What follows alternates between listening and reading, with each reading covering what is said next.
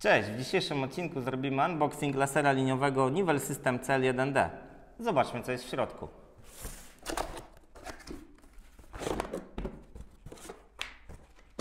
W środku znajduje się walizka oraz instrukcja.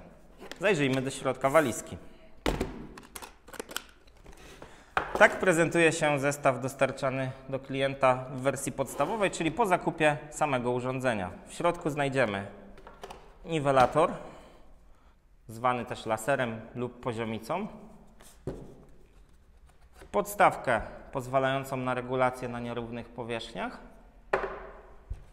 tarczkę celowniczą wyposażoną w magnesy do sufitów podwieszanych i suchej zabudowy oraz pierwszy zestaw baterii.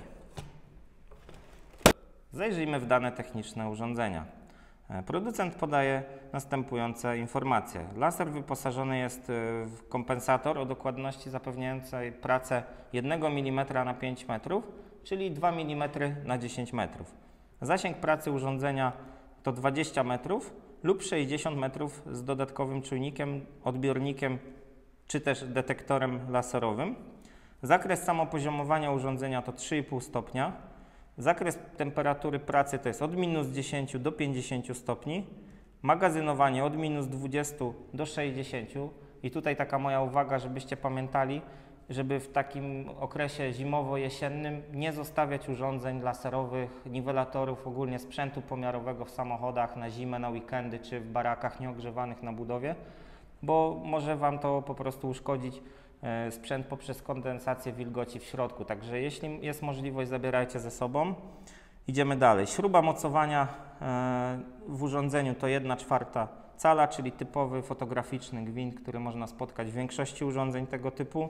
Klasa odporności to jest IP44 i waga samego instrumentu to jest 800 gram, czyli niecały kilogram waży urządzenie. Teraz tak, często pytacie mnie w komentarzach, czy zadajecie pytania naszym sprzedawcom w firmie, co takiego można dokupić jeszcze w zestawie. I my te zestawy układamy często tak, jak dystrybutorzy zalecają i wtedy mamy możliwość na przykład w przypadku tego modelu zakupu z tyczką lub ze statywem i dodatkowo można jeszcze doposażyć urządzenie w detektor laserowy. Ja tutaj przygotowałem sobie taki detektor, żeby Wam pokazać. Ogólnie powstanie w niedługim czasie osobny odcinek o tym, jak to działa, jak tego używać, bo tych pytań jest bardzo, bardzo dużo. Także można doposażyć się w detektor.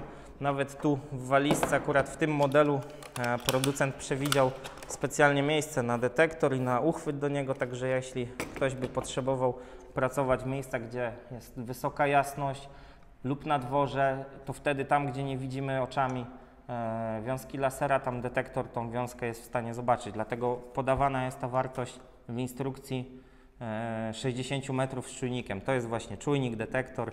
Nazw na ten przyrząd jest więcej chyba niż na same lasery. No i to tyle. Zapraszam Was do oglądania innych odcinków, do zadawania pytań.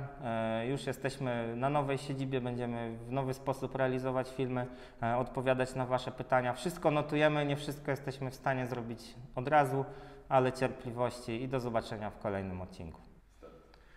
Przypomniało mi się jeszcze jedno pytanie spod poprzedniego filmiku. Jeden z widzów zapytał, jak używać tarczki. I bardzo często klienci i nasi widzowie też pytają nas w wiadomościach, jak pracować z detektorem, jak ich używać.